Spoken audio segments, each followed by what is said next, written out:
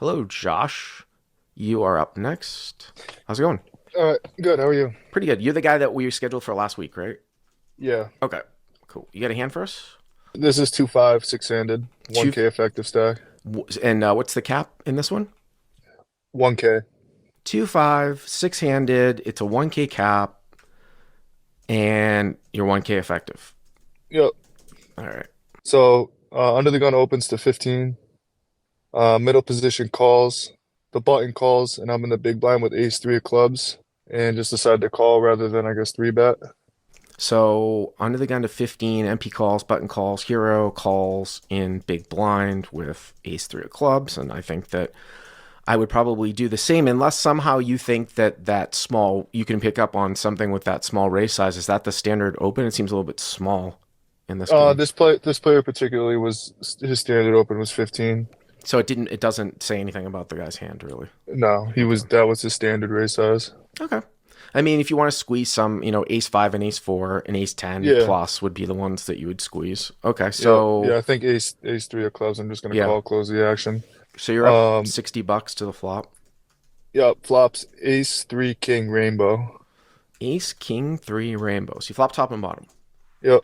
And these are always tricky ones, right? Because you always got to be wary about whenever you flop aces up on like an ace king board or like even an ace queen board, something like that.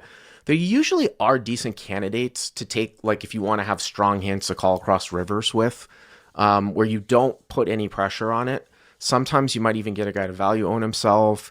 And then, as I've talked about too, if a player knows what's going on, he can put a lot of pressure on field callers on ace king X boards. If the field callers are always three betting ace king, aces, and kings because they don't have it, right? So if a guy knows that, he can really put you into some spots, which the counter is to call down with like a hand like this with aces up. Mm-hmm. Yep.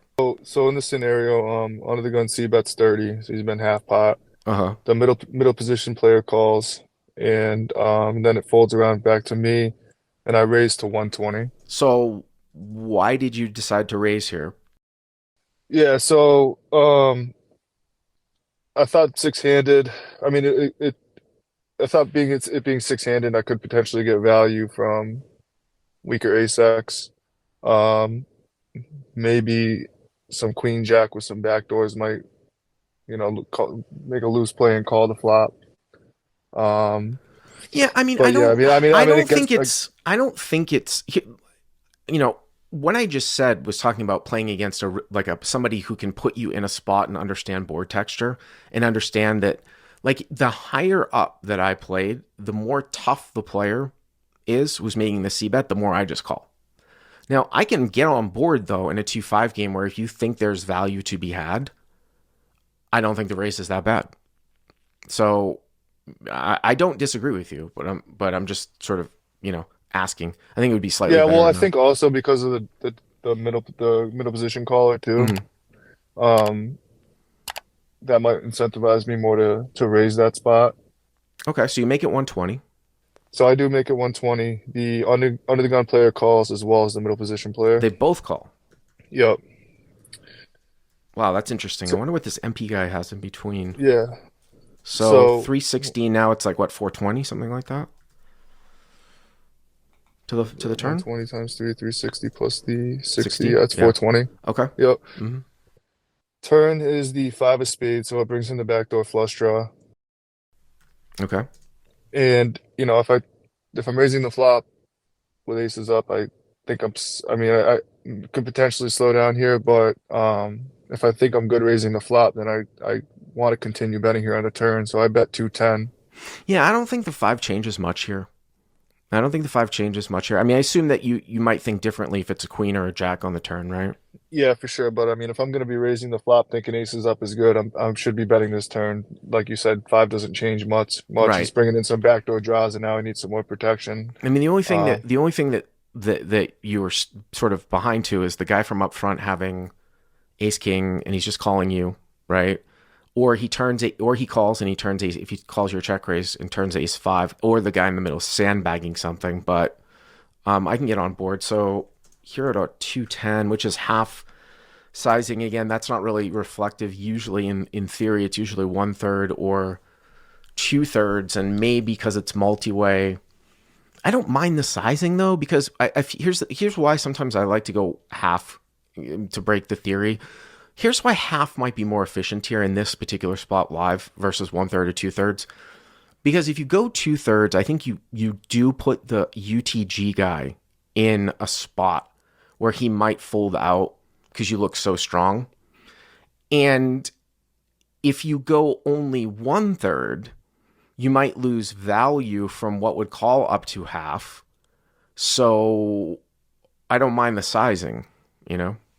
Yeah, yeah. So I go 210. Under the gun player calls and the middle position player both call. Wow. So both call again. Yeah, So yeah. let me ask you this Now the question. pot's. Yeah, let me ask you this question. So we just put in 630. So it's 1050, right? To the river. Yep. Let me ask you this question. How often do you think you have the best hand right now? And the reason why I ask that is because something different has happened here on the turn. This is a scenario where you might think that you don't have the best hand now, and we might flip and be like, well, then you did something wrong on the turn. That only applies if it's heads up. And what I mean by that is that that whole thing where if you are called and you think you're now beaten, there's something wrong with your value bet sizing. But here it was two calls. You didn't know that there were going to be two calls on turn, right? So, Yeah, I didn't really expect. I mean, I didn't. To be honest, I didn't expect the middle position player to call this turn bet. so do you think you're good right now? Um, unless like the middle position player is sitting there with like pocket threes. That's not raised off now Um, on the turn. yeah, that's not raised off on the turn, or the under the gun player has just aces or kings or ace king that he's just slow playing. That's also not raised Then off, right? yeah, then like I think that there's that my hand could potentially be best here, right? There's obviously like, queen ten of spades, queen jack of spades that have a ton of equity here. Um, I mean, here's the thing too. You didn't start that deep, right? You only started 1,000 deep because I'm just saying because I don't yeah, know if Ace King is. I mean, you check raise to 120 and then you bet 210. It looks like you still have 600 left. I don't know if Ace King is doing anything but going call here. Maybe I mean maybe they raise at some point on turn. I'm trying to yeah. think I kind of feel like ace king would maybe just raise, get the money in on the turn here, just because because you're there's so many shallow, bad rivers card. Yeah, and right? there's Because so you're many bad river shallow, card, and then you also have the middle position right? player behind there. Right. So maybe So we you both agree that maybe he would tend to call heads up, but with this added middle position player in there, that he would tend to raise off on turn in Yeah, I this mean, spot. it seems like that's the most logical thinking, I think, in this spot, just because there's, like I said, there's so many bad river cards, and Ace King. I feel like the pot's Right. bloated up at this point. I think Ace King just wants to get it in here. So I think with those that with what we just talked through, because of this added wrinkle of the mid position guy behind you, you probably have the UTG guy beat a lot. And then it's probably the same thing for the guy behind you too. He's probably wants to pile a lot of strong holdings on the turn. This is because you guys aren't that deep. So you probably do have the best hand here. So when they just flat, I'm Right. like thinking, all right, like I got to be good right now, right? Yeah. So there's 10-50 in the pot, Mm-hmm. and the river comes the seven of spades, so backdoor spades get there, which obviously I don't like to see. Well, so we have to look at the. We said Ace King three Rainbow. We got to figure out the distribution. I mean, that's going to make a huge difference on the flop when you're trying to figure out. I mean, that's. Do you remember if the Ace or the Yeah, King? let me think. I mean, that's a huge thing because if the Ace is not a spade here, then there's a lot of possible backdoor flushes. Whereas if the Ace is a spade, I think it's a lot less likely. Then you're dealing with just Broadway peels with gut shots like Queen Jack and Queen 10 and Jack 10. So Yeah, I didn't take the card distribution down.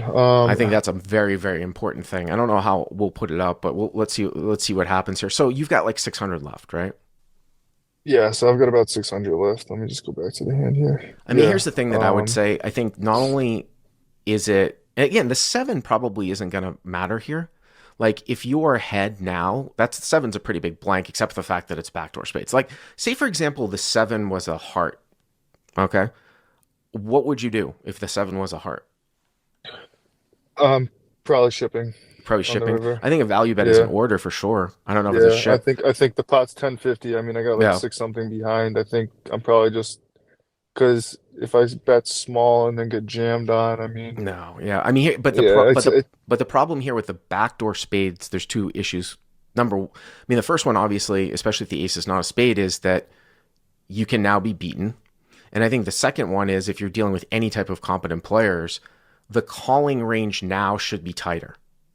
So I think that that makes a big difference here into two people. The fact that that backdoor spade came in to the point where I might check and evaluate because my God, that MP guy, we keep talking about like if he's gonna jam a lot of strong hands on the turn, he seems to have something that is weighted towards having some kind of draw when he double peels to your check rate, overcalls peel on the flop, and continues to call in the turn, where it could be the ace x of spades, or if he was calling with queen jack, queen 10. I'm very, very concerned about the MP guy because the best scenario for you is they both have an ace, right? Like ace queen and ace jack. I don't know how often that's going to come into play, and I don't know if you're going to get called now with how strong your line is and with the backdoor spades coming in. So I think with the spade coming in, I probably check and evaluate. If it was an offsuit one, I get on board with your shove or value bet slightly less yeah, or something like that's that. exactly what I was thinking, and I Yeah. did check. Okay. I did check, and then under the gun jams, Oh wow. for yeah So for hero the checks, remainder. Yep, for the and then remainder what's was the deal? six. So this will be interesting to see what does MP do? MP1 do here now? Yeah, so under the gun jam, MP snap folds. Snap folds? Snap Wow. What folds, does yeah. that guy So I'm have? thinking like probably Queen Jack, just like super sticky, right? I don't know Queen what Jack else. that Like, peels the turn yeah, just without like spades. I guess, yeah. Must have not had spades and just he's just floating with the gutter there. I mean, I think this is almost a. I think I'm gonna fold here. I think I'm gonna fold here. I mean, I know you're getting like 16 for 600, right? He bets like 600 all in, but he's bluffing into two people, man. I think that we can all agree, or you can pipe in on this caller, that like this is not a spot where you're turning ace queen with the queen of spades into a bluff from the guy from up front. He's not value betting ace queen. And just like we were concerned about MP1 peeling with some sort of hand that had backdoor spades, he's going to be concerned about that too, right? The Yeah, UTG guy? yeah, of course. I mean, that's like for sure because he could easily have backdoor spades in this spot. Yeah. So, the jams kind of, you know, I think we're beat at this point Yeah. when he's jamming. But um, I guess I was getting like 2.5 to one on a call, so I ended up just flicking it in, and I get shown ace king here. What was your justification though for calling? I the pot odds getting 2.5 to one on a call, and just thinking like maybe this guy could have, you know, I guess it's kind of probably bad thinking, but ace queen with like, see if the ace of spades, I don't remember if the ace of spades was on the flop to be honest, but having like Mm, ace queen with the queen or ace of spades. Um, I wish I wrote it down when the hand happened, but yeah. yeah, it's just it was one of those spots I felt like I should probably be folding. Just the pot odds seemed pretty good, and he's definitely capable of running a bluff, but Hmm. into two players, it's not that likely. Yep. Well, I appreciate the call. Thank you very much.